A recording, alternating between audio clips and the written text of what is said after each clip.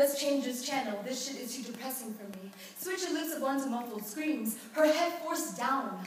A mother-to-be wishing she could lynch the fetus growing inside her womb with her umbilical cord, because this soldier forced his oppression into her. This bleeding cunt is a tool to make ethnic Burmese women afraid of Burma's dictatorship that is systematically raping their own citizens. Can you hear her muffled screams as you complain about traffic on 270? Do you feel how trapped she feels as you try to weave through bumper-to-bumper traffic? Okay, trade lungs with me as I gasp for air like a fish out of water because of asthma and smog clogging up the city's streets. Would you cry natural selection if nature selects you to wheeze?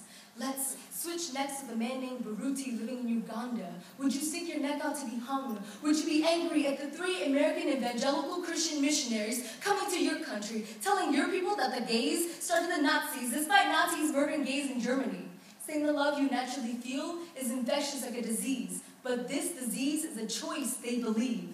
Just like cigarettes and cancer, watch out, the gays are coming, they're coming after your children.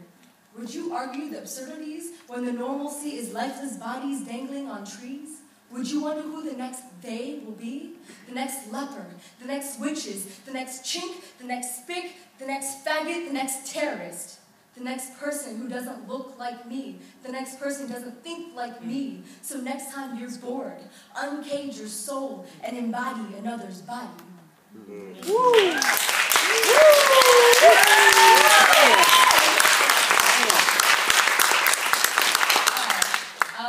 So this next poem is called Perfect One. And I was in this really crappy relationship for like 2.5 years. And my heart literally hurt. I've never had this feeling before where my chest hurt. And I was like, damn, you know, like, and then I started meditating and I was like, if I can feel this much pain, there's this much room in my heart to love. And I need to have a standard for myself. Yes! So, when I started meditating, I had this vision of me copulating with my soulmates. And the poem started writing itself. And I was like, man, maybe I should, you know, get out of this meditation and write this poem down. No, enjoy the moment, be present.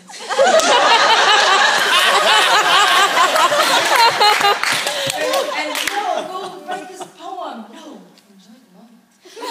So after 30 minutes of that, I snapped out of it and wrote this poem down. It's a sacrifice, all right?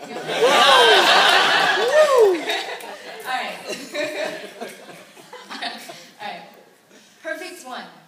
I want you to dip your dyslexic rainbow intellect into my soft and sultry lips so I can taste your thoughts and close my eyelids and daydream. Your inner being in kaleidoscope lucidity. Respect me. Mentally caress me with intrigue. Spiritually complete me. Sleep beneath my mango tree. Carefully care for me, for I am like a fragile ecosystem nestled deep inside the Amazons. Amaze me with your gaze into my dark brown eyes, reflecting a mirrored silhouette so vivid, I fully visualize how you perceive me with your scope of seeing. Yearn for me like the first drip drop of a downy cloud after a sun-dried drought. Love me so pure and radiant that hate needs to stand by their side, because with you by my side, there's no need for hate's existence. Remind me gently. Got it, girl. Render me a kiss so tender that I have to reflect back and ponder whether that euphoric experience really existed. Be silly with me and hide under my hairy armpits. And fuck it if no one else understands or comprehends that shit. Bite me like a thirsty Transylvanian Romanian. I won't get lost between feathered fluff phases of snuggling comforter on a nippy day. I want you to find me when I've misplaced me. I want you to help pave a path sprinkled with sparkles of fairy dust, twining up to our mental growth.